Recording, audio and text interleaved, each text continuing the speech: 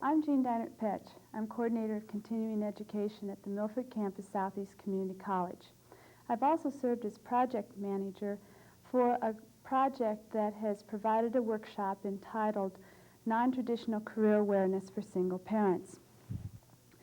In a few minutes, you're going to view excerpts from that workshop that took place on Saturday, November 2nd, 1985. The workshop was held on the Lincoln campus in the morning, and then in the afternoon sessions, people could choose between going to the Milford campus or staying here on the Lincoln campus. The Carl Perkins Vocational Act of 1984 provided the money for 65 scholarships for participants to attend. The target group was, as the name implies, single parents. We designed an application form and a cover letter and then distributed about 250 of these forms out to what we felt were our target population. We got the forms out to the single parents via social service agencies, by handing them out at the Lincoln Lancaster Job Fair in September, and also through referrals that were made at both campuses. From the 250 applications that we distributed, we had 55 returned applications, and so we were able to award all 55 participants a scholarship to attend. The day of the workshop, 35 women did attend the workshop. The way that the workshop was designed was that in the morning, the group came together as a whole, and we covered topics such as apprenticeship training. We had a panel presentation of women who were involved in non-traditional careers, and we had a presentation on career awareness and career counseling opportunities that were open to the women. After lunch, the women could choose between staying on the Lincoln campus or going by a van to the Milford campus. The afternoon session of the workshop dealt with hands-on experiences of different non-traditional careers. We are now going to join the morning session in progress at Lincoln campus on November 2nd.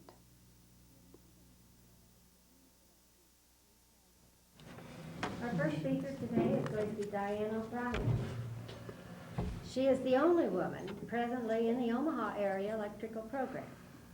And at this time, she's completed about 1,700 hours of the required 8,000 hours. It's a 4-year program, and her boss tells me she's just doing a fine job. She didn't know I checked with her boss. She's working on, she has worked on various projects in the Omaha area, putting automated temperature control system in Inner North, installing new fire alarm systems in the federal buildings, and that's when I met Diane. Office remodeling and computer system cabling in the IBM building. Also, her journeymen have given her excellent reports. So she has a very good attitude, and she's extremely determined. She tells me that the classroom work is hard, but she's mastering it, and she's doing a fine job. I'd like to introduce Diane O'Brien.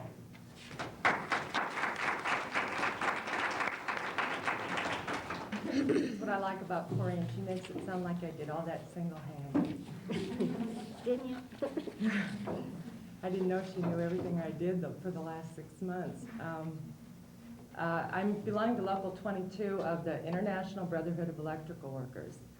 I believe in Lincoln here it's Local 275 in case anyone wants to find out later about the program, or I don't know what they have in Lincoln, but I'll tell you a little bit about ours in Omaha.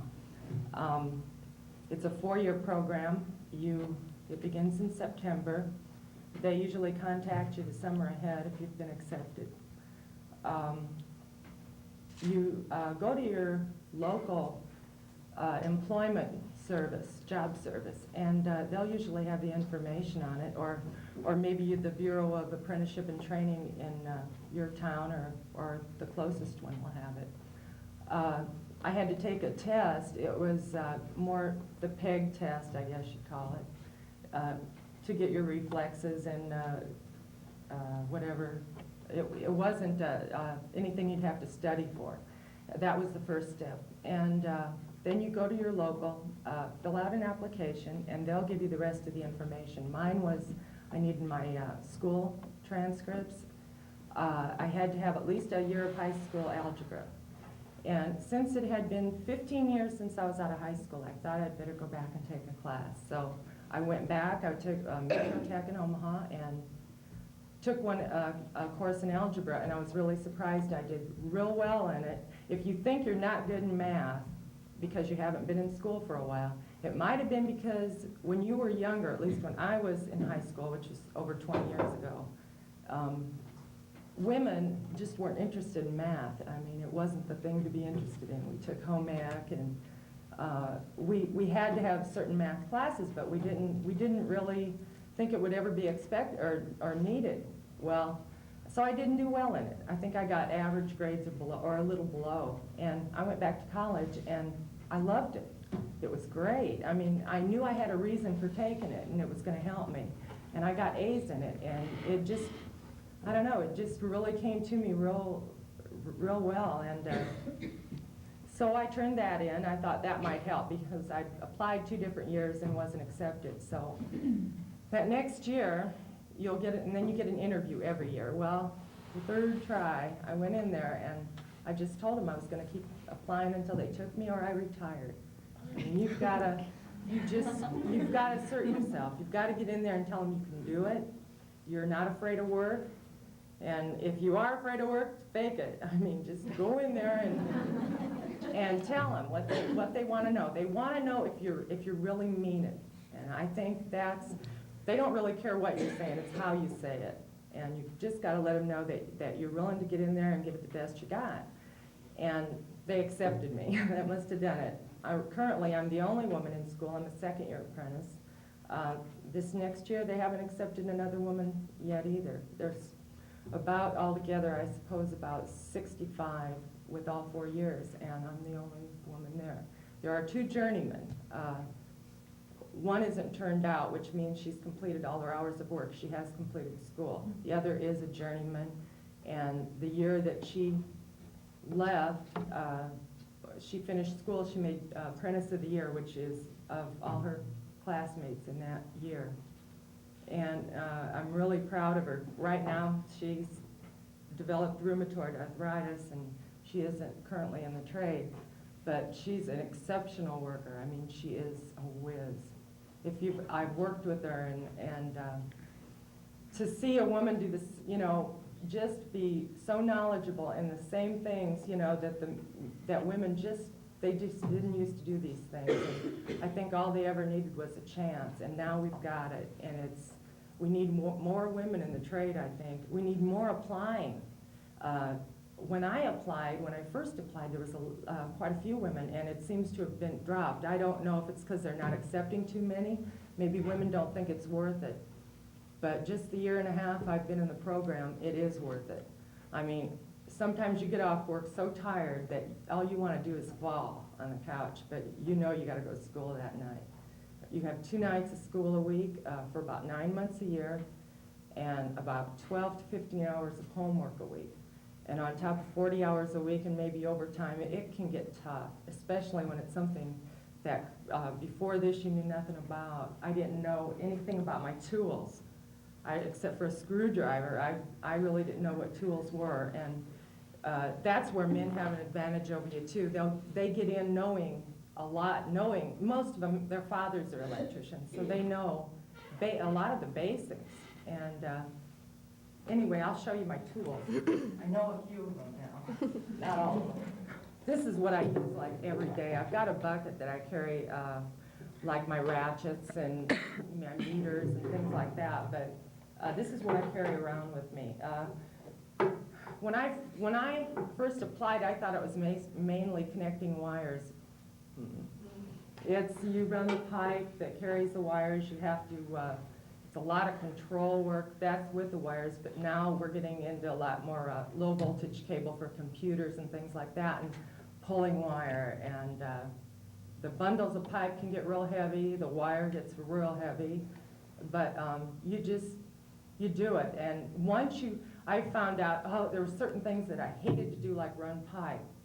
but now I love it because my pipe fits, you know, and it's a lot easier. Once you get to know it, you think, maybe should I have done this, you know, this is so hard. But once you learn, and as you keep learning, it just gets better and better. I love it. I always knew I couldn't work in an office, but now I work at different places all the time. I get to dress the way I want, which is jeans. I don't wear a uniform of any kind, but just jeans and t-shirt. And I mean, you can work in the cold. That's a disadvantage, but it's nice in the spring when you can work outside too, you know. It goes both ways. Let's see, before I get into the tools, what else was I going to say? Oh, the wage. We start out at 40% of the cash part of the scale. The scale is $16 right now, and so I started out at 40% of that, which is about $6.30. It goes up in January. We just got a raise, but you get about 8% raise every 6 months, which would bring you to about real close to the scale in about your 3rd year. So right now I've gotten one raise. I make about 7 something an hour. I have to look at my card. This is my tape ruler. I carry that around with me all the time. You have to measure, you have to figure out your bends, but you have to know about how much pipe you're going to need, and in between boxes, there's every so often you have to leave a box. There's just a lot of different things you have to use it for, and you have to level everything. Everything has to look professional because you're reflecting your local and your profession, your union, and you want to promote unionism too. They've been really good to us. I could never afford the kind of education I'm getting now if it wasn't for them. So this is just a tightener, a lot of different screwdrivers for tightening the boxes up in the pipe. It all connects with the conduit. And at least what I do mostly industrial. I don't do a lot of houses or residential. The unions aren't in that as much as they used to be because of the non-union. It works so much cheaper for houses, and you know how most of the houses are built, so that explains itself. These are channel locks. You usually need 2 when you're an electrician for tightening the conduit and stuff. Really, they're just basic tools to me now. These are my side cutters and a knife. A lot of the trades use about, yes? I was just going to ask you how much your tool pack there cost you. Oh, yes, we have to buy this too. I didn't start out with all this or what I've got in my bucket. It's gradual. There's a few basics you need to start. And it didn't really come to a whole lot, but it's tax deductible. And that came in real handy the first year, because you have to buy warm weather clothing and boots and tools and pouch, and it got a little expensive, but you can all buy it. I think the best thing to do is your first day on the job, you'll find out what you need, and then after that you just add what you need, you know, because you'll need it eventually, so you might as well buy it. But God, my mouth is getting so dry. I guess I've probably talked long enough, but anyway, I guess all I want to say is, if you think that you'd be able to work real good with your hands, maybe you'd like to be an electrician. You do need some math, though. You need at least a year high school algebra and a little trig too, but that doesn't come until later on. But mostly the basics. But I did brush up on trig too beforehand, and it helped, because this doesn't come real easy to me. I have to work at it. I'm currently keeping an A average in school, but I have to work at it. I can't come without doing my homework like a lot of the guys and expect it. It takes a lot of studying. And I just hope there's some of you out there who might be interested. We could sure use some more women in the trade. I mean, the guys have been real nice, and to me they have. It's because there have been a few women in before me. I wasn't the groundbreaker. But if you think you'd be at all interested in it, just get a hold of your local or maybe your job service or the Bureau of Apprenticeship and Training, and they'll probably help you or at least put you in the right direction. Thank you.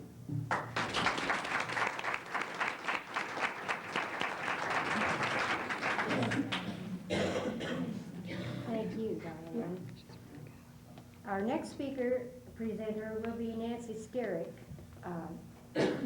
She had friends in the construction trades, and they encouraged her in choosing this career. And to prepare herself physically, she started lifting weights. And this has been very worthwhile because painters have a heavy job. They have to carry buckets weighing from 50 to 100 pounds, right? And move heavy extension ladders, which may be 40 feet long. She is the first woman to complete the Omaha area 3-year program. And she's qualified in all phases of the trade, but has excelled in the hanging of paper and vinyl. And this also calls for physical strength because it's quite heavy. And also it's quite expensive. Those rolls might cost from $60 to $100, and they only have 3 sheets on them. So need I say more? The employer wants her to hang them correctly. But she has 2 daughters and lives in the Omaha area. Nancy?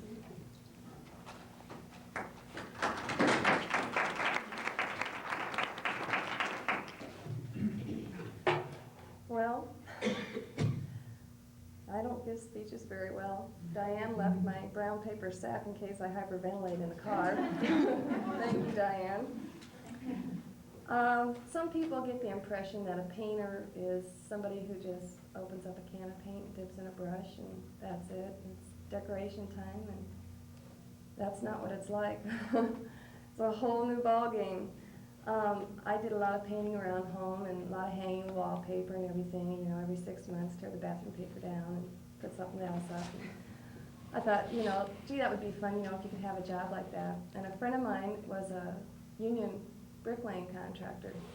And he kept saying, Nance, you really got to get out there. You really got to do this, you know, make a living at it. You know, this is really a good trade to get into, and you're good at it, and you can make money at it. And I said, wow, they pay people to do this? Wow, this could be fun, you know. So I checked into it, and I called down at the local, and I got kind of scared and waited like another year or so, and called in again and got scared. 3rd year I called in, and I said, yeah, I'm going to do it this time, you know. I want to be a painter, you know, hang wallpaper and do all that kind of stuff. And they said, oh yeah, sure, you know, this wimpy little thing comes in here and she thinks she's going to be a painter. Well, we'll tell you what, you get a job with a union contractor and you're in the apprenticeship program. So I had to look around and see who was a union contractor. I went through the yellow pages and picked one, and I went down there into this man's office and I says, yeah, I'm a painter and a paper hanger. I do it all the time around home. It's no big deal, you know. And I've hung everything under the sun, foil, you know, all that stuff. So he says, oh, he calls up the superintendent, and he says, hey, he says, I got a girl in my office that can do everything under the sun. He says, do you need anybody? He says, yeah, sure. Oh, my God. I went back to the union. I says, I got a job. They were just floored, so they took my application.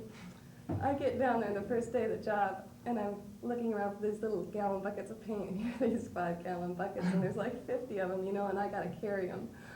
And I'm thinking, oh, this job's going to kill me. Let's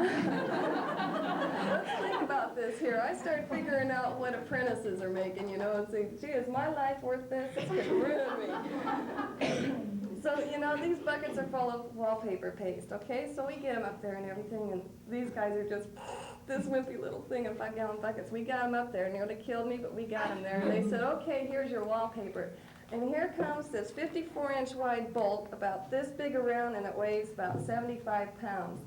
And I've got to carry it and lift it on this machine. And I thought, oh my God, we're talking workman's compensation here. Let's see how much that pays, you know. So anyhow, these guys knew I was lying, and they kind of liked me and figured I had a sense of humor. And they said, well, you know, we'll see what she can do. And they started kind of teaching me things little by little. It all worked out. And this friend of mine, he told me, he says, you know, he says, it's not what you think. It's kind of heavy work, you know, kind of heavy, my God.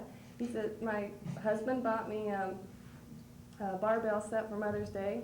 And I started working out about 6 months before I got in there, and Lord knows I didn't work out enough. But anyhow, it was a whole new ballgame. It was my friends were very few and far between. Since I was the only woman in the program, there was a lot of prejudice when I came in.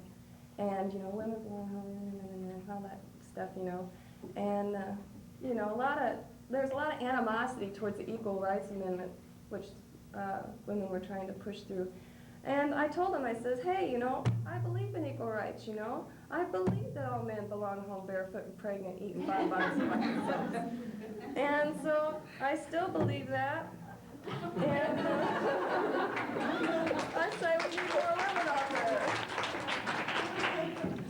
So anyhow, rather than admit that, this isn't what I thought it was, I worked at it and finally made it. And the one thing that apprenticeship, I believe, is good for is I could say, gee, I'd like to be a computer programmer and go through a lot of college and get out maybe 4 years later and find out I didn't like it when I got the job. This way, I'm not only learning a job, but I'm testing it out at the same time to see if I like it. And some people need that opportunity.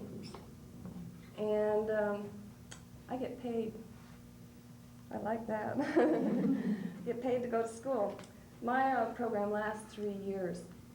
And I think that's one of the lesser programs in our local area, different apprenticeship programs. Usually I think they run about 4, how many years do yours run? 4, yeah, usually, I think the carpenters union and the plumbers union is about the same. But in our local, each trade has their own local. Each local has their own rules that they go by and wages. In my trade, an apprentice starts out at 35% of scale, which is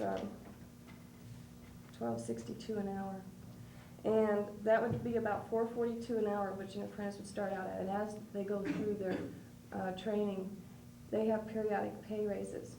And the last part of their apprenticeship, they're making $9.61 an hour before they turn out. I'm going to tip this thing over. I tried to tear the last one apart at their last lecture. Okay, out of that $12.62 an hour, it's $13.62 an hour, excuse me. Out of that $13.62 an hour, for every hour you work, there is $1 taken out the top and put into a pension plan for you. And it doesn't return high dividends like some other pension programs, but it's a plan that can't go bankrupt. It's something that the federal government watches over and sees to it that it's not abused. So you have a safe pension plan anyhow. We have another $1 taken off our pay for vacation fund. And what that's designed to do is for $1 for every hour you work. That's designed to build up in a savings account for you, and you only have access to it from December 1st to March 31st of the year, which is the seasonal months that we're usually laid off. And that's just kind of a cushion for us to fall back on. It's our own money, but some people aren't very good about saving it. And it's in our contract that our contractor takes it out of our check and puts it in there. Therefore, in the wintertime, you're not stuck high and dry. And for Christmas and things like that, And that's one thing about an apprenticeship, not just apprenticeship. It's always hard to get used to working seasonal like that. And it's when you first get laid off, it's really a low blow. Excuse me. It takes a lot of adjustment. I took it real personally and thought, oh, they don't like me, And it wasn't anything like that. It's just there wasn't any work.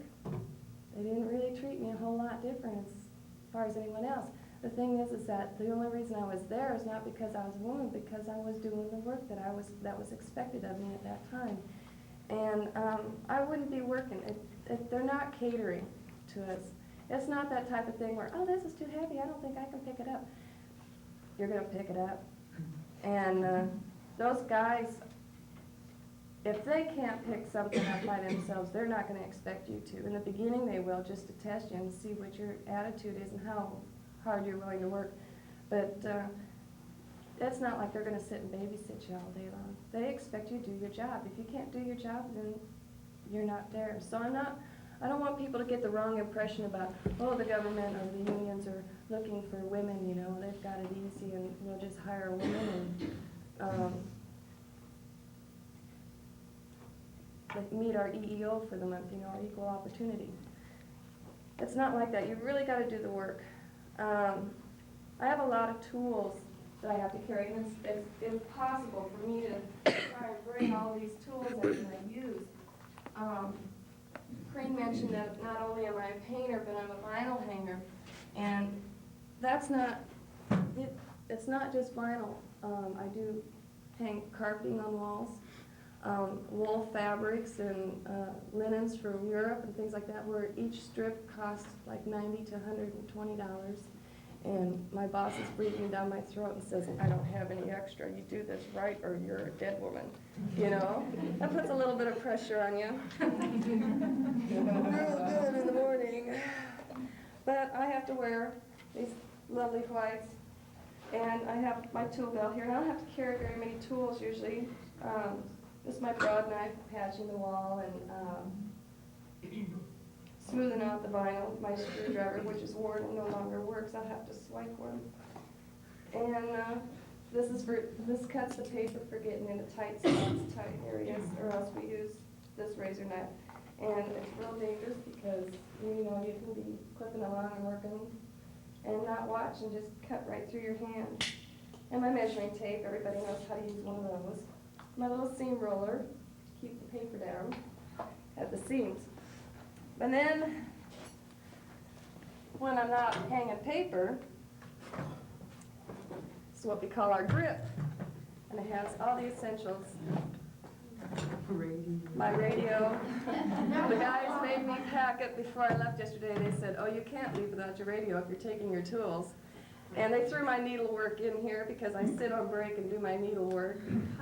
But I left that in the car. Have a wire brush. Clean all our brushes up at the end of the day. And we have different kinds of brushes. These are latex brushes. They're man-made fibers. You have to know the difference between the two because you'll go through some real expensive brushes. And these two are some China bristle brushes, which are made from boar's hair off of hogs in China. Makes sense. Anyhow, that's for oil-based paint. So you have to clean up these brushes every day at the end of the day, and you're putting your hands in water and chemicals and thinners and things like that. So I always carry a little bit of hand lotion. And my putty knife. This is my spinner. When you're done cleaning the brushes at the end of the day, you put the handle in there and spin them so they're dry. That's about it.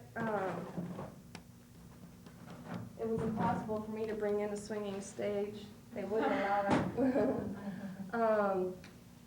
There's other things in painting, in the painting trade that we do that a lot of people don't realize. I sandblast, I water blast, I acid wash and restore old brick buildings. Sometimes this requires working high, and I don't mean under the influence, I mean in the air. And I kind of like that part. I kind of like getting up there where the birds are and nobody bothers me. I didn't think I could do that, but I can, and there's a lot of guys that won't even do it. It's kind of fun. And but that's something you got to take into consideration too, because you know that's one of the safety factors. You're not in here to just make a few bucks, and it's not that easy. You know, you really gotta be a different kind of person to go out for something like this, because there were times that sometimes things might be a little unsafe, and I've had to refuse to do it. And that's kind of sometimes you feel like it's putting your job on the line. One of the safety features that we have is like a hard hat, you know, for falling brick. It doesn't look real chic, but it's there for protection. And we really stress protection and safety of one another. You have a really good, close friendship with your partner, and you've got to be able to trust him. because you're working with a lot of heavy chemicals. You might be up in the air 10, 11, 12 stories. You got to be able to trust the guy you're working with. So another safety hazard we have that you really have to take into consideration is satellite phobia.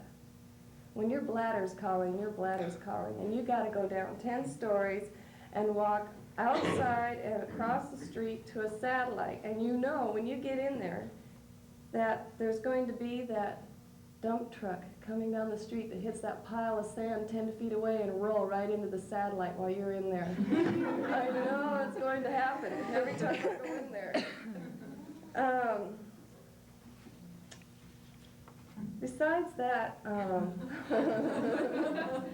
moving right along,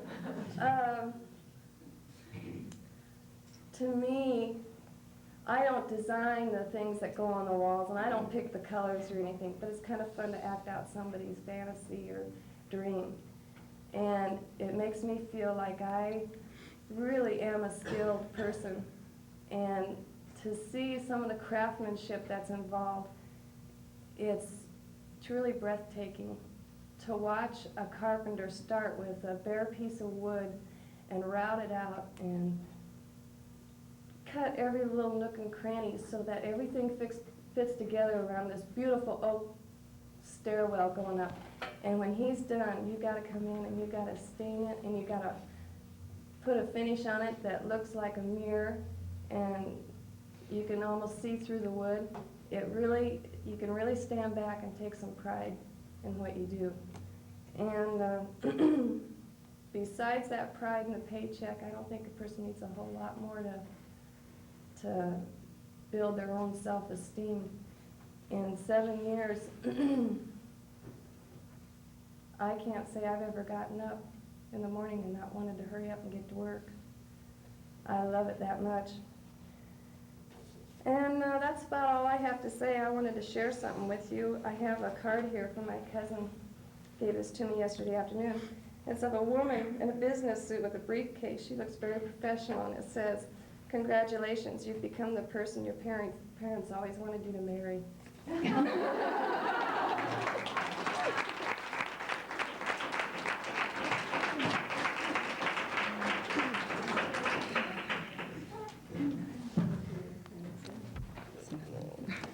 I talked with Lieutenant Manning at the training academy, and he told me that in their recruiting process for 1984, they had 666 answer the advertising.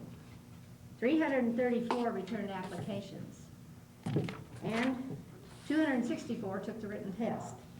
66 were qualified and interviewed. 35 were then invited to visit their facility for a day and a half mini training. All 35 qualified and were invited to their camp, but only 34 showed up. Then one was dropped. And Trooper Richardson was the only woman selected into this class of 33. She has remained at the top of the class in her agility and in the classroom work. And I'd like to say that she's been selected to take physical fitness instructor training this month, which is conducted by the FBI's National Academy.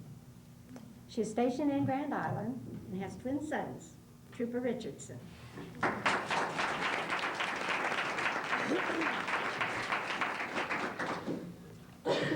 One thing she forgot to add is one of the things they don't teach us to do is give very many speeches, very many presentations. And to say the least, I'm very nervous. Okay, becoming a law enforcement officer was something that I had thought about for a number of years, but I married right out of high school, which in turn meant that I could not go into college. A year later, I became pregnant with my kids. I had twin boys. And at that point, I pretty much decided that careers were just not existent. So I spent a number of years doing odd jobs, staying at home with my kids, taking care of them, and put the law enforcement in the background. Very dry. Okay. When my children were nearing high school, or excuse me, were nearing school age, I decided to bring it up with my husband, talk with him about my entering law enforcement. And I expected him to laugh hysterically at me when I told him that this is what I wanted to do. He instead said he thought it was a very good idea and was behind me 100%. I decided when the application came out for the patrol to go ahead and apply for the job. And I honestly figured I would not have any chance whatsoever of getting on. I didn't know very many women that were police officers at that time. And I decided that it was worth a try. The application process was very long and very slow.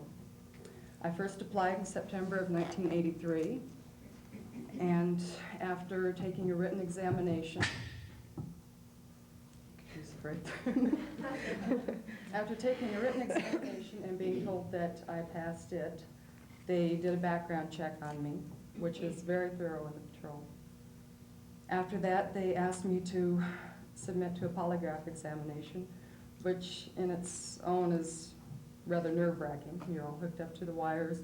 They ask you a series of different questions pertaining to anything from drug usage to your sex life. It's all very important for your moral background at that point.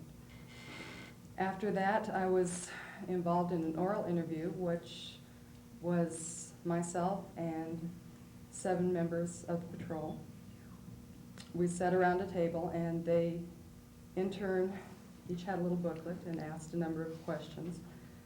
And each one would write down something as they were going over it. And I was about as nervous then as I am right now.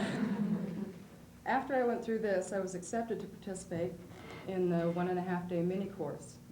And the first day of classes was basically all classroom instruction. We went over everything from motor vehicle laws to driving techniques. The second day was testing, and we had to, at that time, pass the tests that we had taken in the courses the day before.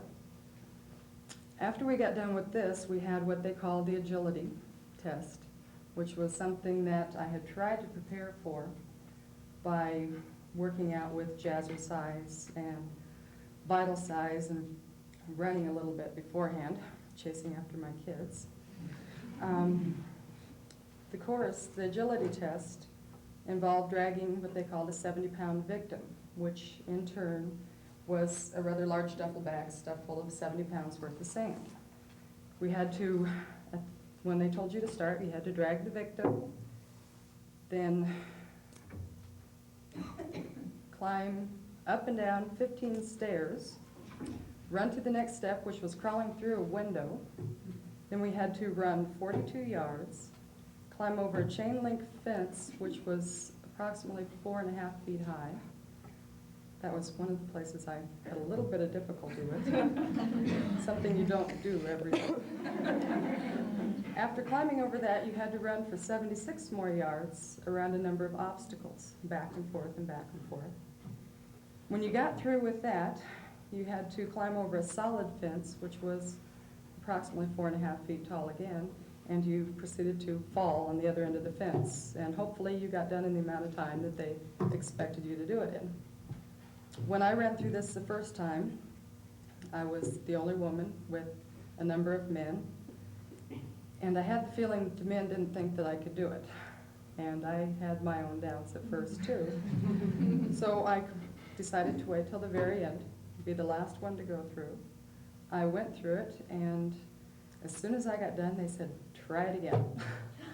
So I went through and tried it one more time and consistently stayed about the same speed, but they said it was within qualifying time.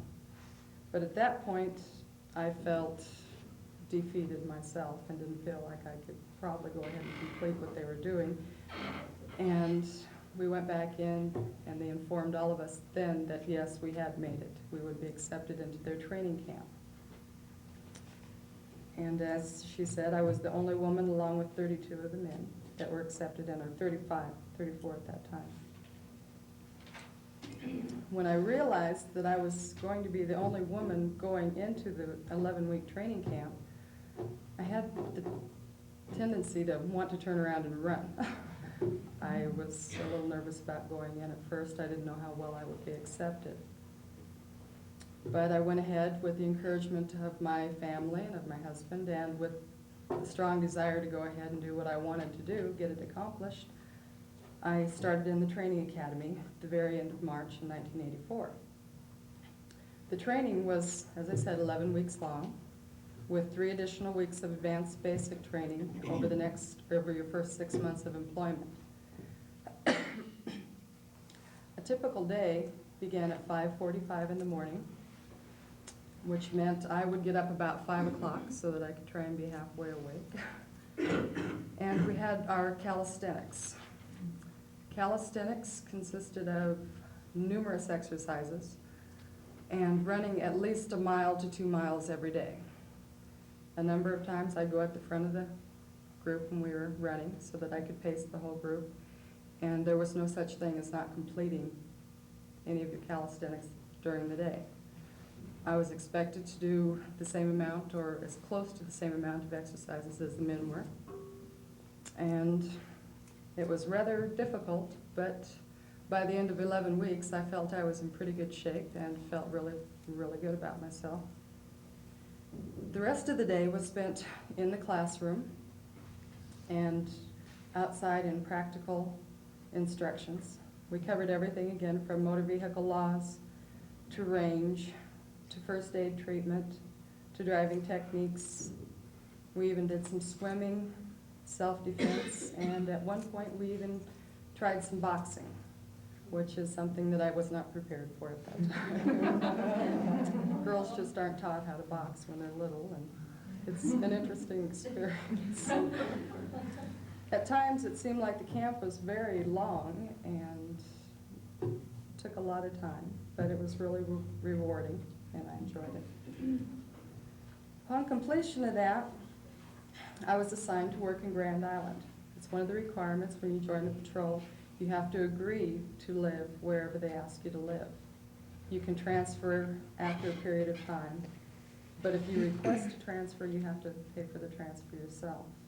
You also have the opportunity to transfer at times if, say, you're promoted or they ask you to transfer somewhere else, then the patrol will pay for your transfer. When I first arrived in Grand Island, I was told that I would ride with 3 different coaches for the next 5 months. And the first month I rode with one coach, the second month I rode with another, and the last 3 months I rode with another coach. With this, they give us on-the-job or field experience. After my 6 months probation was up, I was assigned my own unit, and I've been on my own ever since. I can't show you much of my equipment because my equipment is parked outside the parking lot, but I do have to carry .357 Magnum. These are what are called speed loaders, which the bullets are all in here. It makes for ease in loading quickly. This is a self-defense mechanism called a Kubaton, which makes a good key ring. Oh, that isn't a whistle? No, it's a Kubaton. It's, I've never seen one. well, It's like a they're- club? no, you use it to work on your nerve points on the body, mostly. It's, most of the guys say it's not real effective and it makes a better key ring than anything else, but they do work at times when you need it. I also have my handcuffs, which are in the handcuff holder. This alone was really hard to get used to wearing, get used to having it all on my hips, and to say nothing like getting used to wearing a tie, wearing men's shoes. And unfortunately, most of our uniforms are designed to fit the men, although they are supposedly tailored to fit women. We also have a bulletproof vest, which we can wear. It's our own option if we wish to wear them or not. I wore them for quite a period of time when I first started, and during the summer they tend to get a little bit hot, so I take it off and don't wear it. What is it like? What is a bulletproof vest? The vest is about this thick. You can see that or not. It's straps over with Velcro. The front is preformed. The first vest that I was issued made me look real similar to Dolly Parton. And then it fits around the back, comes in, and it goes about waist length all the way around. So your protection is basically from the neck to your waist, and on the sides it's open. They're really rather hot and uncomfortable, but with safety at stake, they're really the best thing to wear all the time. Do you keep them with you all the time in case you might need it? You keep them in the trunk most of the time, which for the guys it works rather well. You know, if something comes up and they decide that they need to have their vest on, they can easily slip the vest on. For me, it is a little bit more awkward. There's not a lot of things that I can do. How many women are in the field? As far as the patrol, In your area anyway? I'm the only woman in Troop C, which is 17 counties. There's a total of 6 of us on the patrol, and there's over 400. In the state? There's over 400 uniformed officers in the state, and there's 6 women out of that 400. Wow. 4 of us are in the traffic division. I suppose we could hold further questions until after our next presenter. So let her go, let her go. Yes. Okay, other than that, I really don't have a whole lot else to say. I wish I wouldn't have been so nervous at first.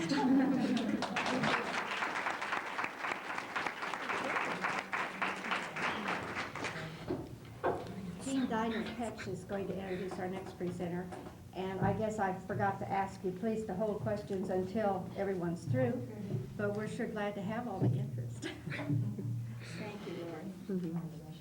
We're going to kind of change gears here for a minute because the first 3 presenters obtained their training through the apprenticeship program. Sherry Crutzen, our next presenter, went a little different route to get her training for her non-traditional job.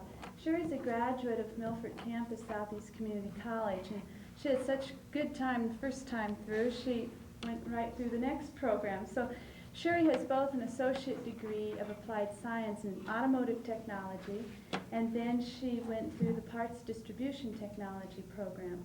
And at the time when Sherry was on campus, and as it is now, I think our percentage of female students on campus has been very low. A lot of it is because the programs we offer at Milford campus are the ones that are more traditionally thought of as men's or male fields. So when Sherry was on campus, one of her friends, Tracy Dorn, was also in the auto body technology program also. Sherry's the parts manager now for a Chrysler dealership, Columbus Motors in Columbus, Nebraska, and she talked herself into a Saturday morning off so that she could be here with us today. So Sherry, it's your turn.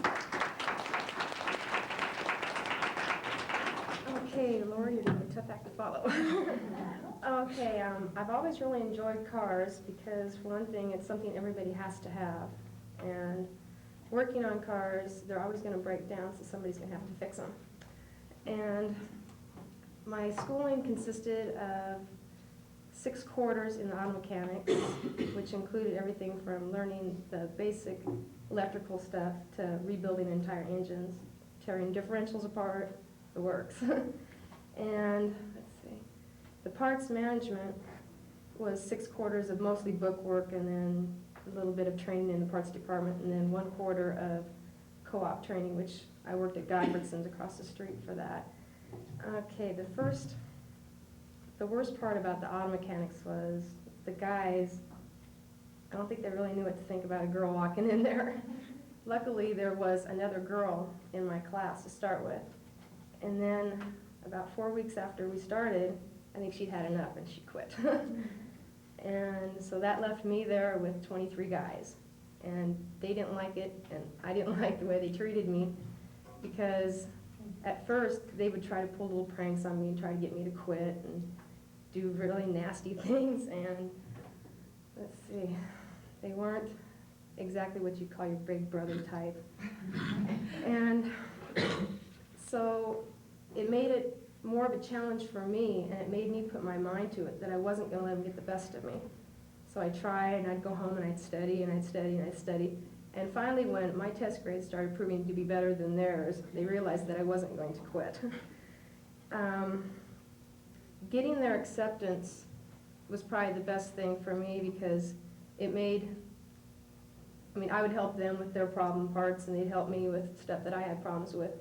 And we got to be kind of like just one little happy family. We'd go to Valentino's every Tuesday night for buffet. Me and 23 guys would go in there, and it looked pretty odd.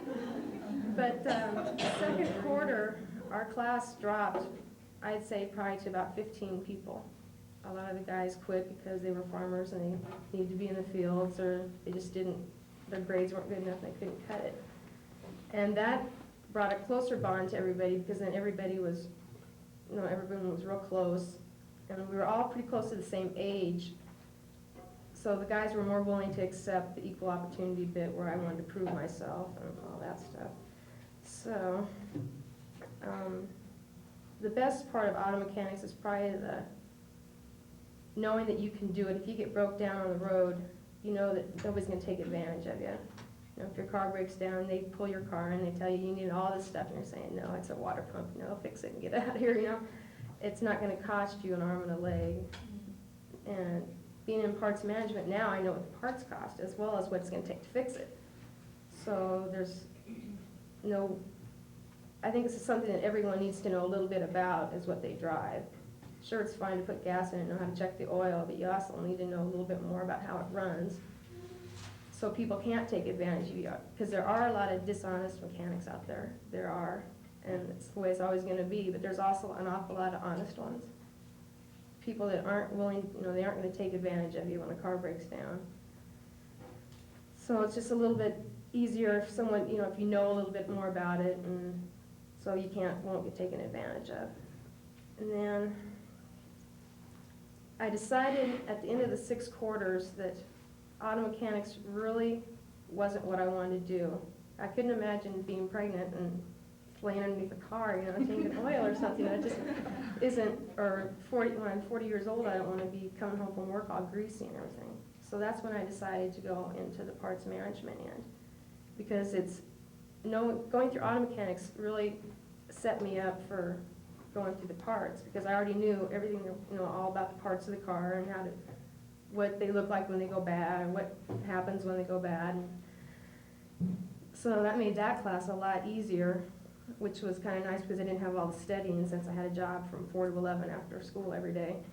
So I didn't have all the studying then.